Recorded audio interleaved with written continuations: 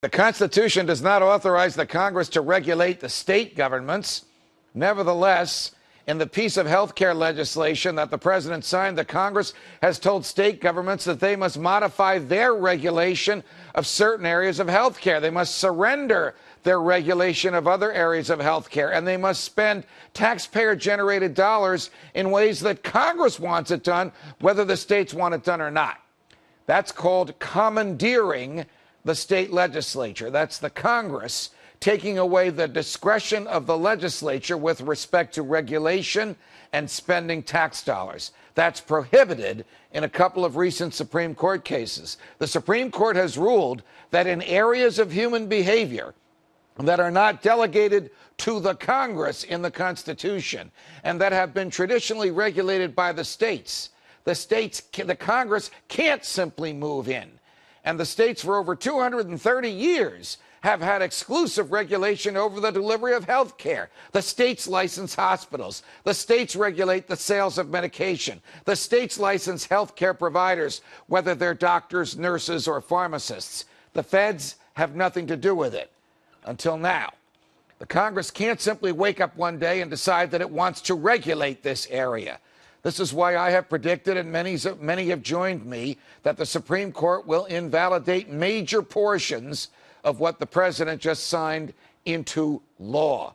You can read what I just read and the rest of my interview about it on Newsmax.com. Joining me now is Jacob Hornberger, president of the Future of Freedom Foundation, great defender of human freedom, well known to almost every one of you watching Freedom Watch. Jake, welcome back to Freedom Watch. It's always good to be back, Judge. Thank you. What will it take for the Congress to understand? This is such an age-old question. You and I have discussed it here on air and in private many times, that there are areas of human behavior not given to the Congress to regulate under the Constitution. What will it take for them to understand that? I think it's going to take an enlightened citizenry, a citizenry that finally puts their foot down and says you're not going to transgress the highest law of the land, the law that we impose on you. You make us obey your laws, you've got to obey our laws. And until that day comes, I think the government's going to keep running roughshod over our individual liberties and, as you say, the prerogatives of the states. Now, there's two ways that the Congress sort of commandeers the states. One is through force and one is through bribery. The through force is thou shalt do. And if you don't do, we will punish you, or we will punish citizens in your state. That is basically what this health care legislation does. I was in Florida this past weekend at a tea party speaking to some members of the Florida legislature who said this adds $1 billion in Florida to our expenditures next year. We don't even have enough money to enforce our own laws. The other way the Congress does this is through bribery. Here's $100 million to repave the highways in your states. Take the $100 million. By the way, change the speed limit and change the alcohol laws to the way we want. So, question, are the states to blame for this as well, Jacob, either by supinely accepting the government bullying or by greedily accepting the government cash and the strings that come with it? I don't think there's any question about it. You know, we've got this system that came into existence by virtue of the statists in the 20th century, where everybody sends their money to the IRS all year long, but especially at April 15th, which is right around the corner. And then the statists in Washington take that large pool of largesse, they put it into people's pockets, including the people in the states, the state government officials, the local government officials, and then, as the Supreme Court says, it's hardly lack of due process for the feds to regulate that which it subsidizes. Right. So he who pays the piper is going to call the tune. Well, you're right. The states have to get off the habit of federal dollars, because with those federal dollars come the strings. And you're right. The Supreme Court regrettably allows them to put whatever strings on it that they want. But with respect to the commandeering, which to me is even more offensive. You remember a case called Prins versus United States. Prins was a sheriff in Montana who basically said, when the Congress said, here's how you're going to register guns, here's the records you're going to keep, here's the people you're going to allow to use guns, basically say, I'm not going to do any of this because we have our own laws in Montana, and we've had these laws since Montana was a territory, and you can't come in here and change them. And the Supreme Court said the sheriff in Montana is right.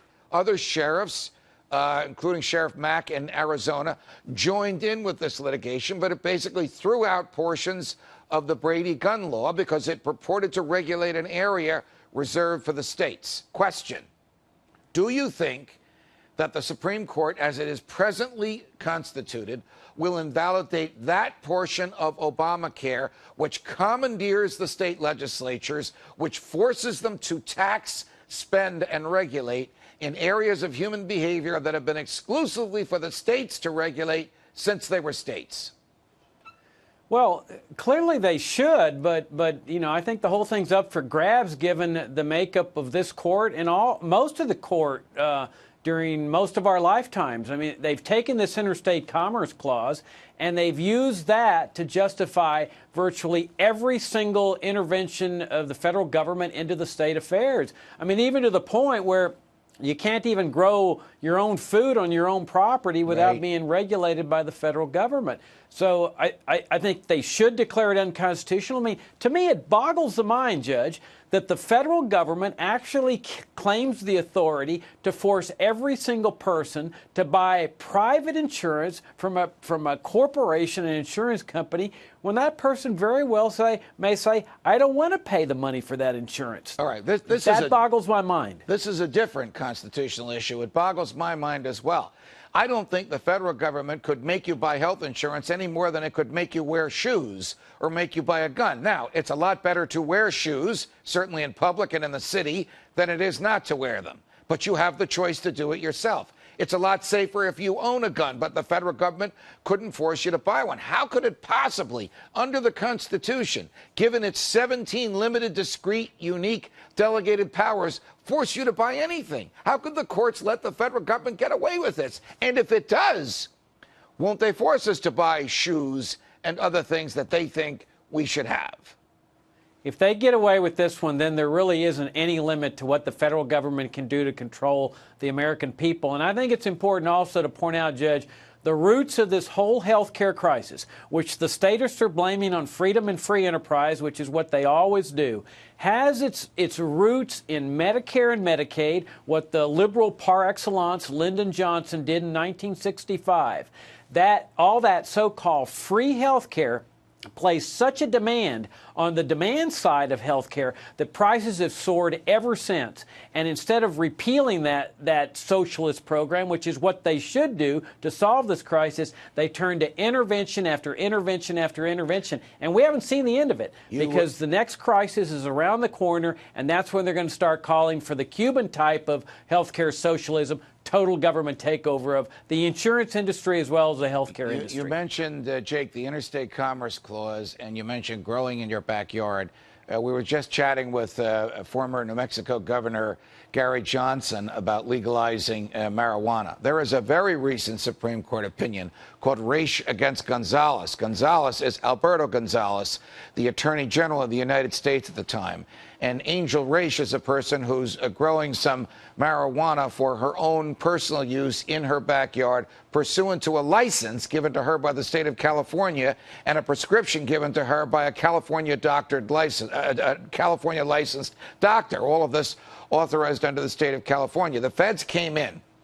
This is under the Bush administration, where they prosecuted growers, users, and sellers of medicinal marijuana. The Obama administration doesn't do this, at least not now.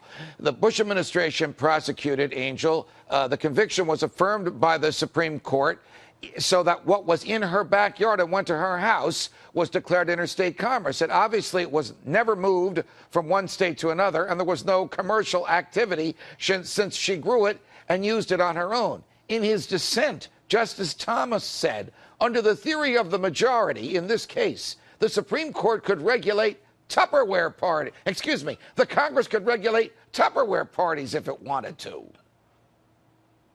I think that's the logical consequence of this thinking that the Interstate Commerce Clause enables them to do anything. I mean, there's no difference in principle by putting somebody in jail for ingesting a non-approved substance and fining somebody for not buying insurance under mandate from the government.